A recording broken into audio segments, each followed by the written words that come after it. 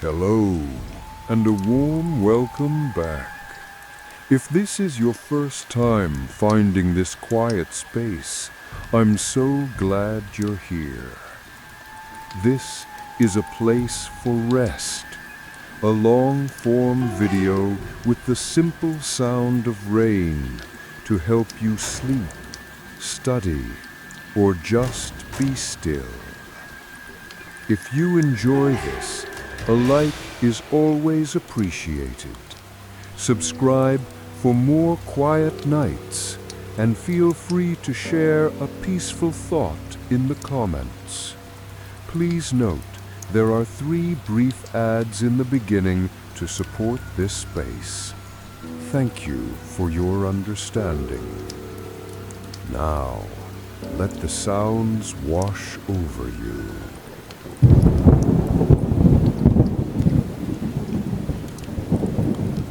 I've been a long-haul trucker for 20 years. I've seen things on these empty highways that would make your skin crawl. But nothing prepares you for the man who waits on Route 78. Because the first time you see him is a warning. Every time after that is a promise. The road is a lonely place at 2 a.m. It's a different world. Just you, the rumble of your engine, and a long, straight ribbon of asphalt disappearing into the darkness.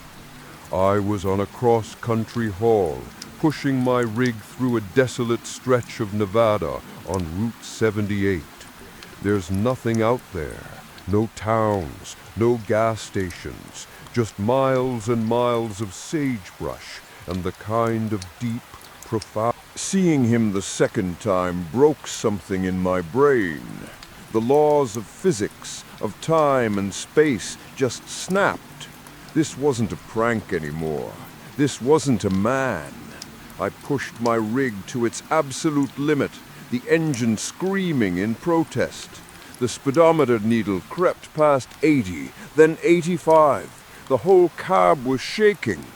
As I flew past him, his head tracked my movement, that same fixed, hungry smile never wavering. He was enjoying this. My first instinct was to get on the CB radio, to scream a warning to any other truckers on the frequency. I grabbed the mic. Breaker 19, any driver on Route 78, you copy. There's a man on the road, you copy. Static, nothing but dead air. I tried again. More static. It was dead. I fumbled for my cell phone, my hands slick with sweat. No signal, of course. I was completely, utterly alone out here with this thing. The sense of isolation was no longer a comfort. It was a cage. I was being hunted, and there was no one to call for help. For the next half hour, it became a horrifying game of leapfrog. I would drive for 10 or 15 miles, my eyes glued to the dark road ahead, praying it was over. Then, like a glitch in reality, my headlights would pick him out of the darkness again, waiting for me on the shoulder, always a little further down the road. Same suit, same smile. Each time I saw him, the fear got worse, gnawing at the edges of my sanity. He wasn't even doing anything. He was just standing there, smiling. But it was a promise that he could be anywhere, that I couldn't escape. I started to feel a sliver of hope as I saw a sign for a rest stop, still 20 miles away, but it was something. A place with lights, with other people, a sanctuary. I focused on that, on getting there. I told myself if I just didn't look at him, if I just kept driving, I could make it. I forced my eyes to stay on the white lines of the road, refusing to look at the shoulder. But the road is a dark place, full of reflections. I dared to glance at my passenger side mirror just for a second to check my tires, and my heart stopped. He wasn't on the road anymore. He was in my cab. In the reflection, I could see him clear as day, sitting in the passenger seat right next to me, his face pale in the dim glow of the dashboard. He was turned towards me, and his smile was wider than ever. I let out a guttural scream and yanked the wheel, the truck swerving violently across both lanes. I whipped my head to the right. The seat was empty, but what I saw in the mirror, it was real. I know it was. I was on the verge of a full-blown psychotic break. My hands were shaking so hard I could barely hold the steering wheel. My breath was coming in ragged, shallow gasps. This thing wasn't just on the road. It could get in. It could be anywhere. The thought of stopping the truck was now the most terrifying thing I could imagine. To be a sitting duck in the dark, waiting for that smiling face to appear at my window? No. My only option was to keep my foot pressed to the floor and pray for sunrise. The game changed. He was getting bolder. He was no longer content to wait on a shoulder. Now he would appear directly in my lane, a stationary silhouette in the middle of the empty highway. The first time it happened, I almost jackknifed the rig, swerving onto the dirt shoulder to avoid him. I could hear a faint, high-pitched giggle echo in my cab. A sound like a child's laughter played backwards. He was feeding on my fear. It happened 3 more times. Each time I had to swerve violently, my tires screaming in protest. Each time the faint, childish giggling would follow. I started hearing other things, too. A soft, rhythmic tap, tap, tap on the roof of my cab, like long, patient fingers drumming just above my head. Up ahead, I saw the skeleton of an old, abandoned toll booth, a relic from a time when this highway was more than just a forgotten ghost road. It was dilapidated, the windows shattered, the paint peeling. As my headlights swept across it, my blood went cold. He was standing inside the booth. He wasn't smiling anymore. His face was a blank, empty mask, and his hand was held out, palm up, as if demanding payment. In that moment, a strange, terrifying clarity washed over me. This wasn't random. It wasn't just a haunting. This was a transaction. This was its road, and I had been driving on it all night. It wanted a toll. But what could I possibly give it? What was the price for safe passage? The tapping on the roof grew louder, more insistent. The decision was born of pure primal panic. I fumbled in the ashtray, grabbing a handful of loose quarters and dimes, my offering. As I sped past the toll booth, I threw the coins out the window. They clattered uselessly onto the asphalt. The tapping stopped. The giggling stopped. For the first time in an hour, the road ahead was clear. I thought for one blessed second that I had done it. I had paid the toll. But as my eyes flicked to the rear-view mirror, I saw the figure step out of the booth. It bent down, not to... The final stretch of the night was a descent into hell. The entity was done playing. It was a constant presence now.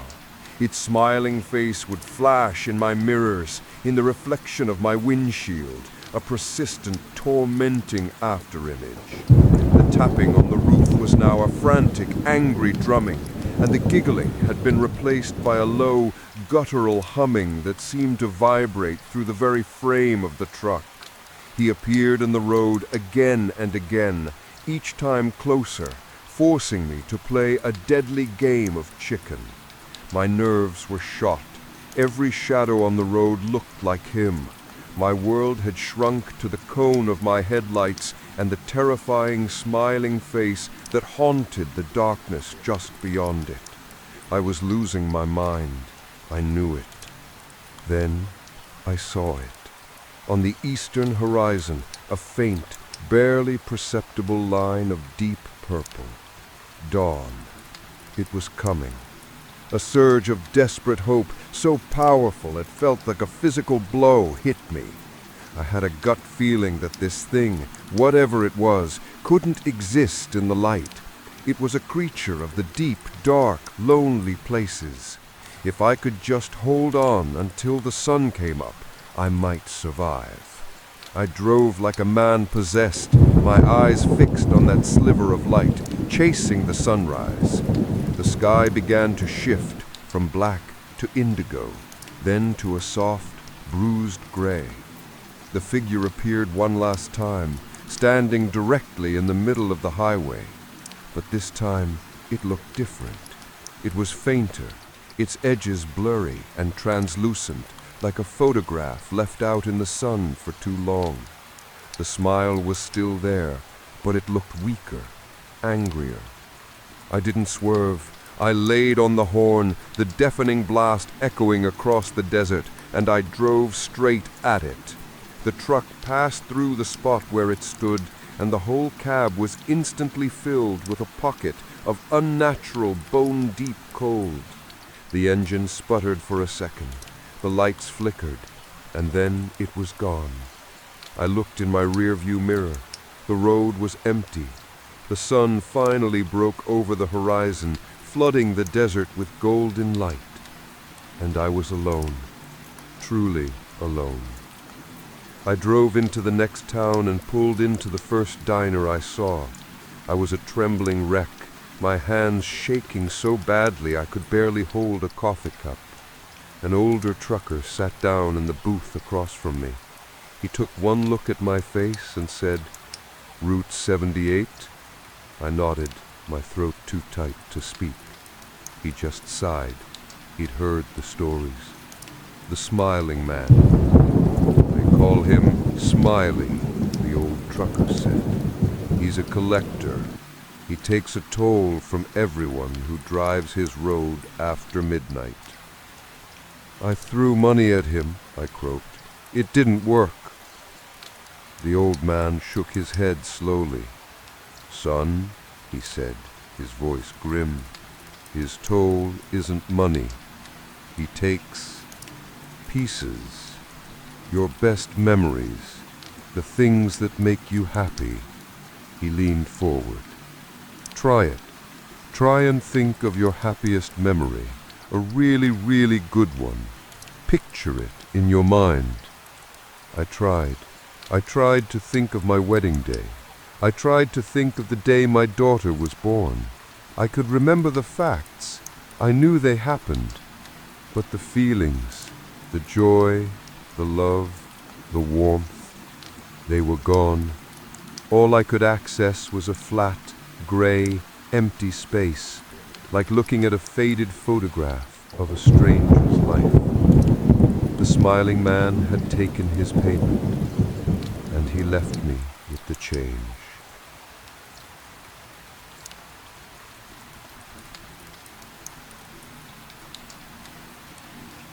My dad always had one rule for driving through the mountains at night.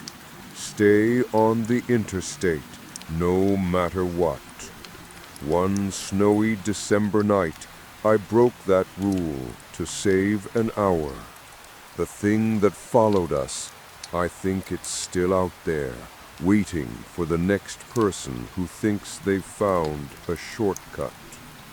I was driving home from college for Christmas break with my younger brother, Kevin.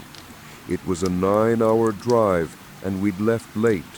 By the time we hit the Appalachian Mountains, it was close to midnight, and a nasty snowstorm was starting to brew. The interstate was getting slick, traffic slowing to a crawl. That's when my GPS, in its infinite wisdom, offered a solution, a state highway, Route 219, that cut directly over the mountain pass. It would save us at least an hour. "Don't do it," Kevin said, his face illuminated by his phone. Dad says that road is sketchy. Dad's overly cautious, I argued. It's a state highway, not a goat path. It'll be plowed. We'll be home before the storm gets bad. It was a stupid, impatient decision, and it was all mine. The turnoff from the interstate was like entering another world. The wide, well-lit highway was replaced by a narrow, two-lane road that immediately began to twist and climb into the darkness.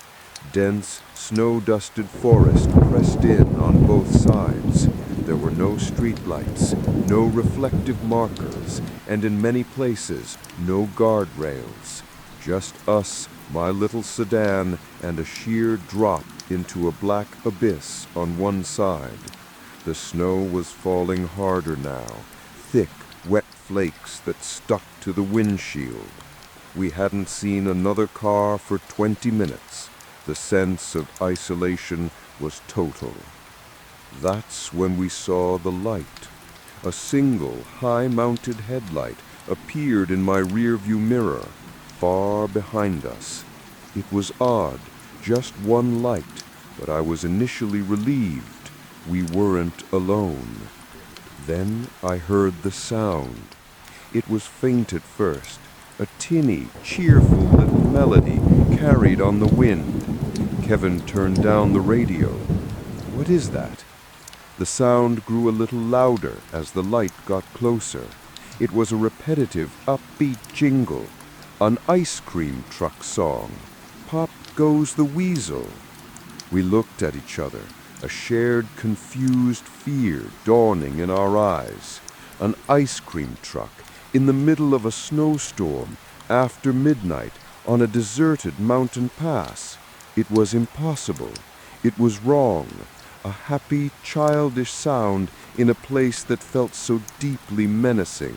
The truck was old, a vintage model from the 50s or 60s, its body a mess of rust and peeling paint. The one working headlight was mounted high in the center of its grille, giving it the terrifying appearance of a single, glaring eye. It pulled right up on my bumper, the cheerful music so loud it vibrated through our seats, a distorted, warped version of the song, as if the music box inside was broken. Then it would suddenly back off, leaving 100 feet of space, only to rush forward again, its single light filling my entire rear-view mirror. "What does he want?" Kevin stammered, his eyes wide with fear. "I don't know," I said, my voice tight, my knuckles white on the steering wheel. This wasn't just a strange driver. This was a game. He was toying with us. I tried to speed up, but the road was a nightmare of hairpin turns and icy patches. Any faster, and I'd send us flying off the cliff. The truck, however, seemed to have no problem at all. It clung to the turns effortlessly, a lumbering, rusty predator that was perfectly at home in the storm. On one of the few straight stretches, the truck pulled out into the oncoming lane, right alongside us. I could have reached out and touched its cold, rusted side. We were fender to fender, my little sedan and this huge, decaying beast. I instinctively swerved closer to the cliff edge. We could hear the music so clearly now, every tinny off-key note. The driver's cabin was a pit of blackness. We couldn't see a face, not even a silhouette. It was like the truck was driving itself. Just as I thought it was going to run us off the road, it dropped back behind us again. It was having fun. A few minutes later, we rounded a sharp bend, and the light behind us was gone. The music was gone.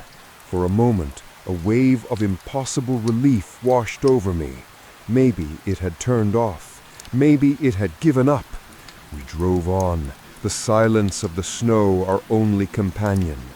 We came around another sharp turn, and my headlights illuminated the road ahead. It was there, parked on the shoulder, its light off, waiting for us. The moment we were in front, the terror was now a constant, living thing in the car with us. My phone had lost service miles ago. The GPS was a useless black screen. We were completely on our own, hunted by a ghost from a forgotten summer.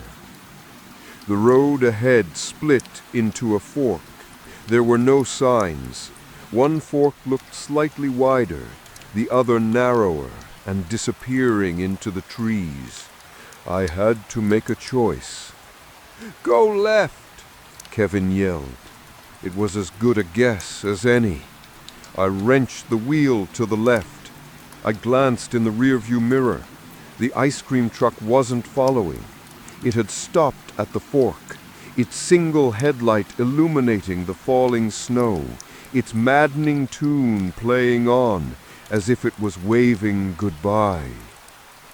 "We did it!" I breathed, a hysterical laugh bubbling in my chest. "We lost him!" We drove on, a feeling of miraculous survival washing over us. But the feeling didn't last long. The road was getting worse. The snow was deeper. It was clear this road hadn't been plowed in a very, very long time. Trees crowded in, their branches scraping against the windows. "I don't like this, Sarah," Kevin said quietly. Up ahead, we saw a shape blocking the road, a huge pile of rocks and dirt, a rock slide. The road was gone. It was a dead end. My blood ran cold. The relief from moments before curdled into the most profound terror I have ever felt. A single, horrifying realization dawned on me. The truck hadn't let us go. It hadn't made a wrong turn. It knew. It had herded us like sheep down a road it knew was a trap. I slammed the car into reverse, trying to turn around. The wheels spun uselessly, whining against the deep snow and ice. We were stuck, utterly and completely stuck. I turned the engine off to save gas. We sat there in the suffocating silence, the only sound our own ragged breaths. And then we heard it, coming from the road we had just driven down, faint at first, then growing steadily louder, the cheerful, tinny, off-key tune of Pop Goes the Weasel. It was coming back for us, and this time there was nowhere to run.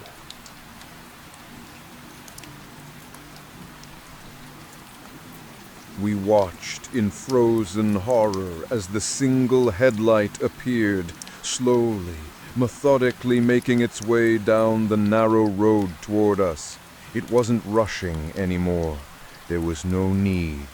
It crept forward and rolled to a stop about 50 feet away, pinning our car in its bright, unblinking glare.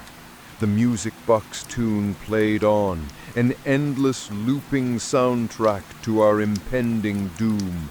It was so loud now, it felt like it was inside the car with us. Then the driver's side door of the truck creaked open, with a sound like a dying groan. A figure stepped out into the snow. It was a tall, unnaturally thin man, dressed in a dirty, once white uniform and a small matching hat, like an ice cream man from a forgotten era.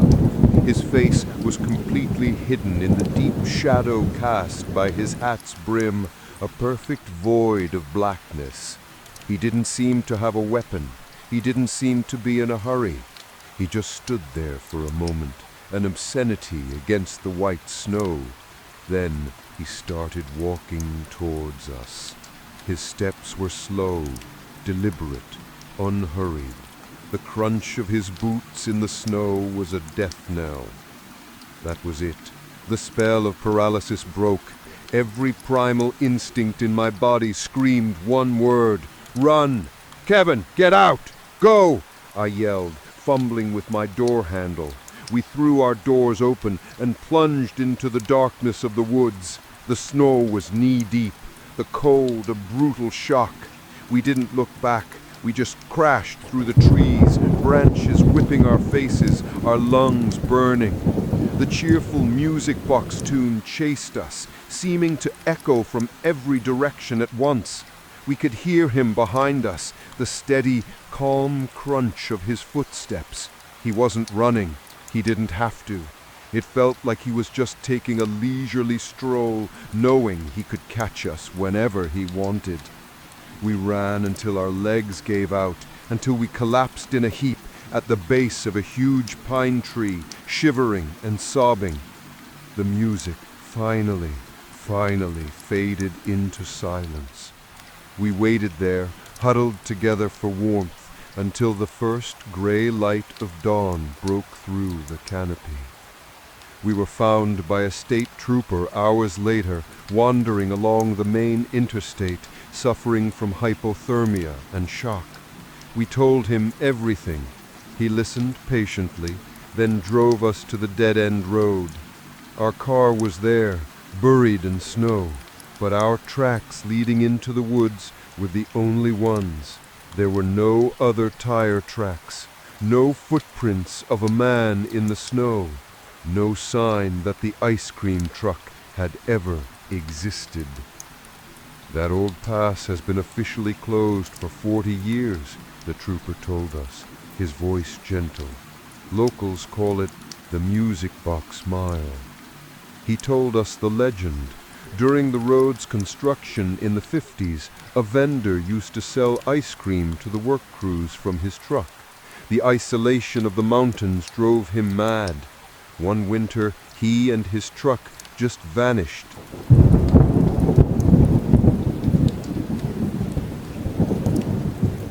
Every small town has a ghost story, a local legend you're supposed to respect.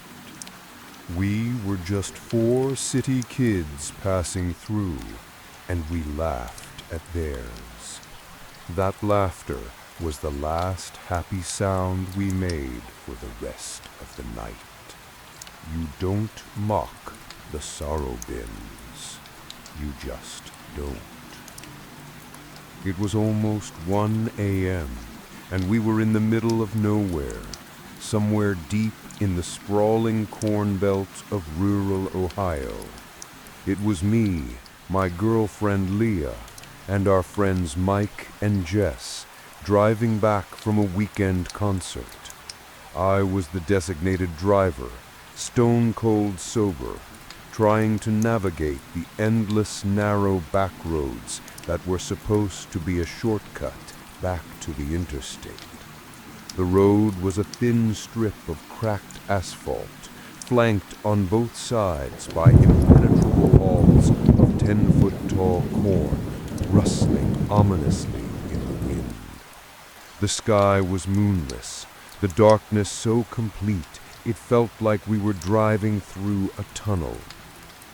"Man, this is creepy," Leah said from the passenger seat, staring out at the shifting stalks. "My cousins are from around here. They've got all kinds of weird stories about these roads." He then told us about the local legend, the one that would ruin our lives. He told us about the sorrow bins. According to the story, a few miles up the road were a trio of old abandoned grain silos. Decades ago, a horrific farming accident had happened there. A whole family swallowed by shifting grain, a local tragedy. Since then, the silos became a sort of roadside memorial. The local tradition, the rule of the road, was to give a short, respectful tap of the horn as you passed them. A toll of sorrow, he called it. A small acknowledgement of the tragedy that soaked the land. "That is the dumbest thing I've ever heard," Jess said, laughing. honk at a silo? Come on! Mike shrugged, saying it was just a local superstition. A few minutes later, 3 colossal rusted shapes loomed out of the darkness ahead of us. The Sorrow Bins. They were huge and menacing, like ancient forgotten gods watching over the corn. "Do it, Alex! Honk for the ghosts!" Mike joked. I felt a weird prickle of unease. It felt wrong to mock it. But before I could react, Jess leaned forward from the back seat, reached between us, and slammed her hand down on the center of my steering wheel. A long, loud, obnoxious blare from the horn shattered the silence, echoing across the fields. She held it for a good 5 seconds. Mike and Jess howled with laughter. Leah and I just exchanged an uneasy glance. The laughter felt loud and intrusive in the deep, solemn quiet of that place. We passed the silos and drove on. A mile down the road, the classic rock station we were listening to dissolved into a wall of... "It's just an old car. The alternator is probably going," I said, trying to rationalize the flickering lights, trying to ignore the icy feeling in my stomach. Mike told Leah her eyes were playing tricks on her, but the mood in the car was broken. The laughter was gone, replaced by a tense silence, punctuated only by the harsh hiss of the dead radio. A few minutes later, I saw one myself. Another scarecrow, illuminated for a brief moment in my headlights. It was just a ragged shape on a wooden cross, but it was standing right at the edge of the road, almost touching the asphalt. Its posture was wrong. Scarecrows are supposed to be slumped, lifeless. This one was rigid, standing at attention, its head cocked slightly, as if it was listening. We drove past in silence. Then we saw another, and another. They started appearing every mile or so, always at the edge of the corn, silent sentinels in the night. They weren't there before the silos, I was sure of it. These weren't just farmers' tools. They were markers. They were watching us pass. The real fear kicked in when Jess, who had been nervously looking out the back window, let out a sharp gasp. "Oh my God, it moved!" "What are you talking about?" Mike asked, his voice strained. "The last one we passed," she said, her voice trembling. "I kept watching it. It turned its head. I swear to God, it turned its head and watched us drive away." Mike told her to stop, that she was freaking everyone out, but I could hear the fear in his voice too. I pressed my foot down on the accelerator. The car was pushing 80 on a road I should have been driving 40 on. We just needed to get off this road. Up ahead, my high beams caught another one, but this one was different. It wasn't on the side of the road. It was standing directly in the middle of our lane, a dark, cruciform shape waiting for us. It was made of old, tattered burlap sacks, with a crude, smiling face painted on its head in what looked like tar.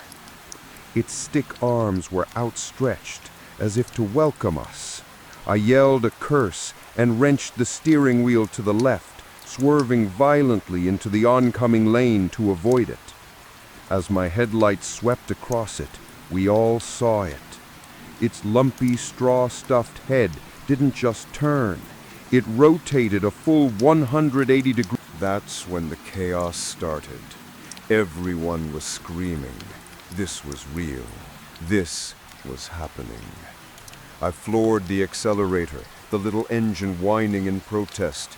The cornfields on either side of us were a strobing, hypnotic blur in the headlights. The scarecrows were no longer just watching. They were active. They started stepping out of the corn, one after another, lurching onto the road with a jerky, unnatural gait, like puppets with their strings cut. I was swerving left and right, a horrifying slalom between these shambling, straw-stuffed figures. Some of them just stood there, forcing me to dodge them. Others seemed to lunge toward the car as we passed. We heard a loud thump on the roof, making us all jump. Then another on the trunk. A spiderweb of cracks appeared on the back windshield. They were throwing things at us, rocks or hard clumps of dirt. This wasn't a haunting, it was an attack. Through the panic, I saw a faint glow on the horizon, the lights of a small town. "Look, we're almost there," I yelled, a desperate hope surging through me. It was only a few more miles. We just had to make it. But as we got closer, the hope died in my throat. The road ahead was blocked. At least a dozen of them, standing shoulder to shoulder, a silent, unmoving barricade across the entire road. Behind them, I could see the first few houses of the town, their twinkling like a cruel joke. We were so close. I slammed on the brakes, the tires screeching as the car skidded to a halt 100 feet from the blockade. I looked in the rearview mirror. More figures were shambling out of the corn behind us. They were closing in. We were trapped. The scarecrows began to converge on the car. They didn't run. They just walked with that same slow, deliberate, terrifying pace. Their painted smiles seemed to jeer at us in the headlights. They surrounded the car, their lumpy sackcloth faces pressing up against the windows, their button eyes staring in at us. The world shrank to just the inside of this car, 4 terrified people trapped in a glass box surrounded by a silent, rustling army of straw and vengeance. Then, one of them raised an arm made of a splintered fence post and began to slowly, rhythmically tap, tap, tap on my window. We were going to die. I was sure of it.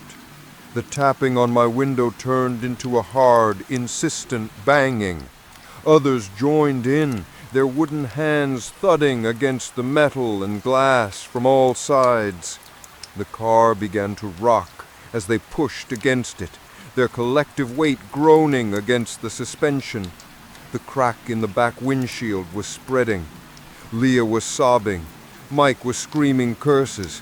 Jess was just sitting in the back, silent, her face a mask of pure, catatonic terror. Just as I heard the driver's side window begin to crack under the rhythmic blows, a new sound cut through the chaos. A horn. A deep, powerful blast from an air horn, followed by the roar of a massive engine. Bright, blinding lights flooded our car from behind the scarecrow barricade. It was a huge farm combine, its massive harvesting blades gleaming in its own headlights. It wasn't slowing down. The scarecrows stopped their assault. As one, they turned towards the approaching machine. There was no panic in their movements, just a slow, reluctant acknowledgement. They began to part, shambling back towards the cornfields, melting back into the darkness from whence they came, clearing a path for the combine.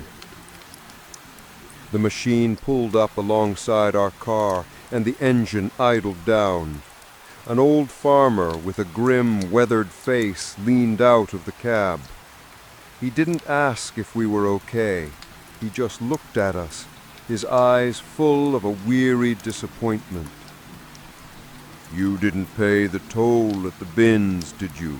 he asked. His voice was tired, like he'd had this conversation before. We could only shake our heads. "Follow me," he said. "They won't bother you if you're with me." He drove in front of us, a guardian angel in a harvesting machine, escorting us through the now empty road and into the safety of the town streetlights. Before he drove off, he stopped and got out. Those things, he said, nodding back towards the dark fields. "The harvesters, they guard that road. They guard the memory of that place. They don't take kindly to disrespect." "What do they want?" I asked, my voice barely a whisper. "They want the toll," he said. "Not a honk, really. That's just a symbol. They want an offering, a piece of your joy to balance out the sorrow that fills that land." He looked past me into the back seat, directly at Jess. Then he got back in his combine and drove off into the night. We made it home. We never spoke of what happened. But Jess was never the same. She was the one who had mocked the legend, the one who had laid on the horn, and they had taken their payment from her.